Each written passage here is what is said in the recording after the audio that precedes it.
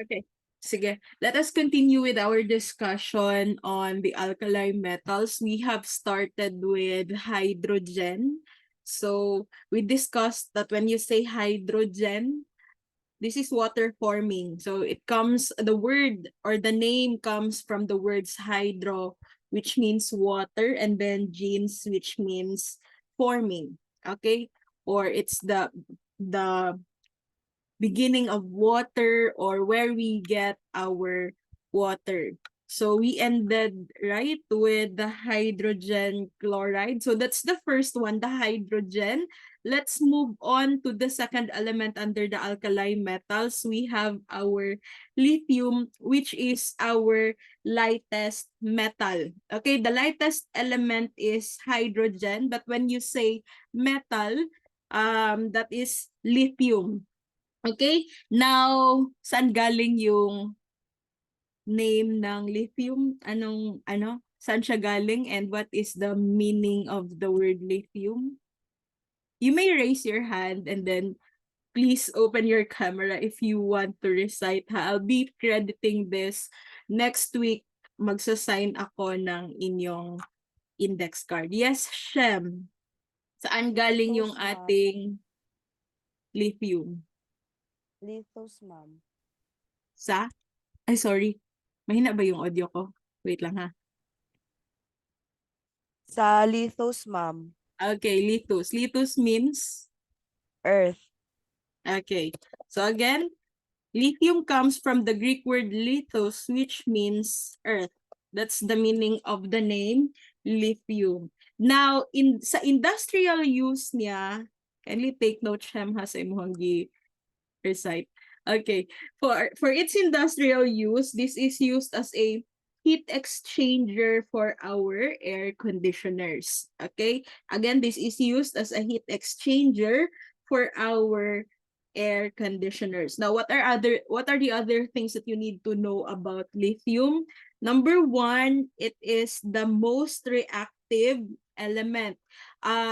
In your laboratory, sa anong activity yun? Activity 3 ata yung sa types of chemical reactions. Di ba we have sa single replacement. Before you can predict if there is really a chemical reaction for a single replacement reaction, you have to look at the activity series of metal first. And if you're going to look at the list, number 1 doon yung lithium. So please take note, it's the most reactive metal. Please take note ha, kasi ang binigay ko sa inyo na slide, hindi ito. Yung other slide ko. And then a lot of things were not included there. I cannot give you this green slide because I don't own this slide. Number 1, I don't own this slide. And I don't have the permission to give this sa student. Actually, this is Ma'am Cherry's slide. Ano yun siya, binigay ko sa kanya yung slide ko, yung binigay ko sa inyo. And then, inedit niya kasi ito. And then when she gave it back to me, she told me na hindi ko ibigay sa student.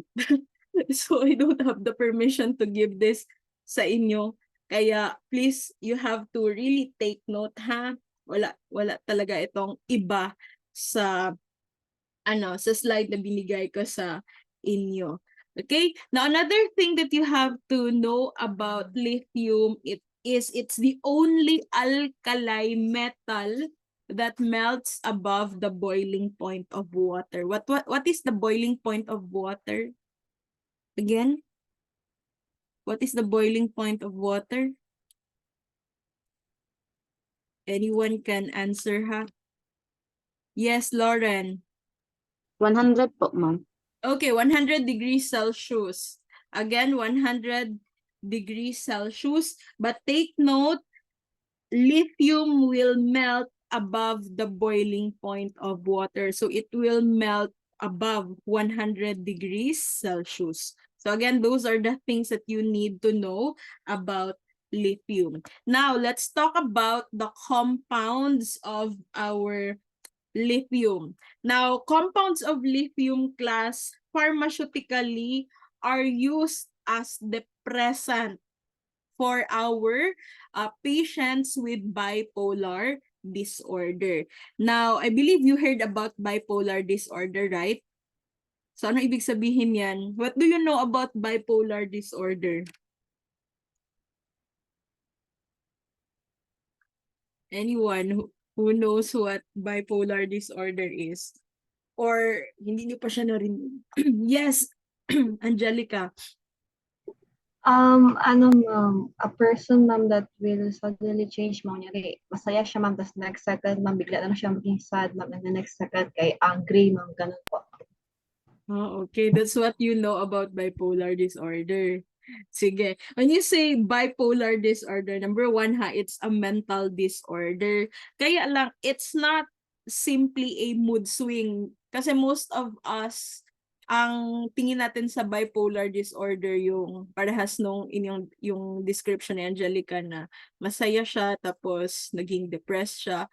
Most of the time, like, it's mood swings for us. And then us girls, especially ha, yung mga girls, meron tayong mga episodes of mood swings, especially if, ano na siya, yung time of the month na for menstruation. Pero, bipolar disorder is more than that.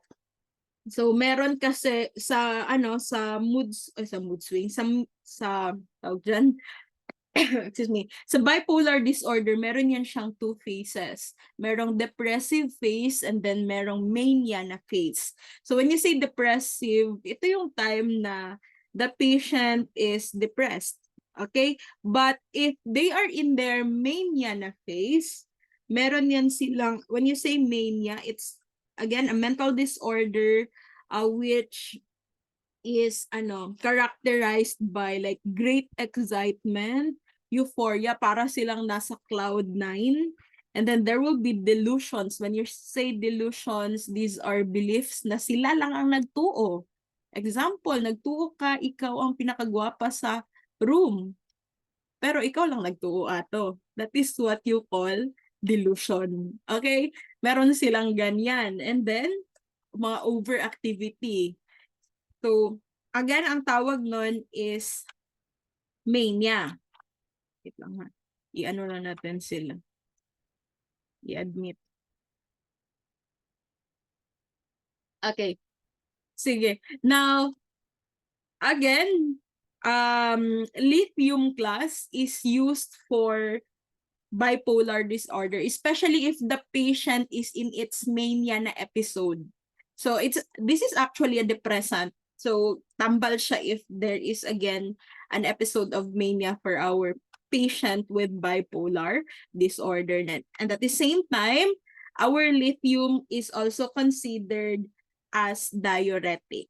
Okay, when you say diuretic, this one increases the volume of our urine. Okay, pero actually in medicine, we don't really use lithium for conditions that require urination. Marami tayong diuretics sa market. But anyway, if you are going to consume lithium, it will cause diuresis. Dadami ang volume ng iyong ihi. Now, among the compounds of lithium, please take note, it's actually the lithium carbonate, which is the drug of choice for mania. Okay?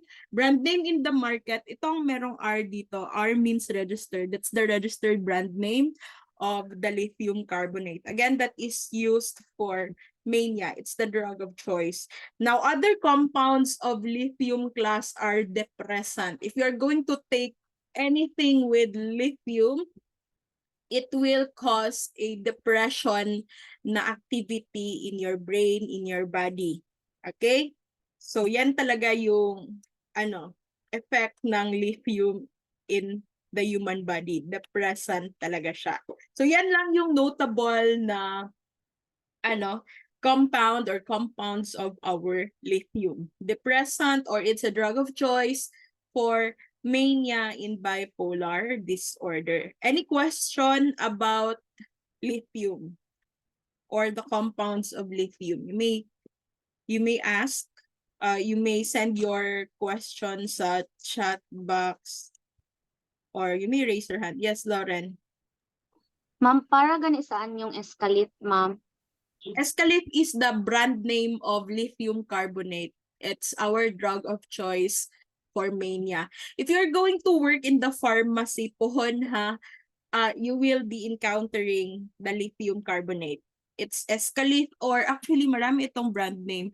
Aside from Escalate, Kilonium R is also a brand name. Wait lang. Again, Kilonium R is also a brand name of our lithium carbonate. Again, that is our drug of choice for mania. Okay? Sige. So again, pag maputol itong ating Zoom meeting, balik lang kayo how we'll use this same na link. Again, I don't have Zoom Premium. I don't want to subscribe tapos ngayon lang tayo mag-online class. Sayang kayo kung ibayad.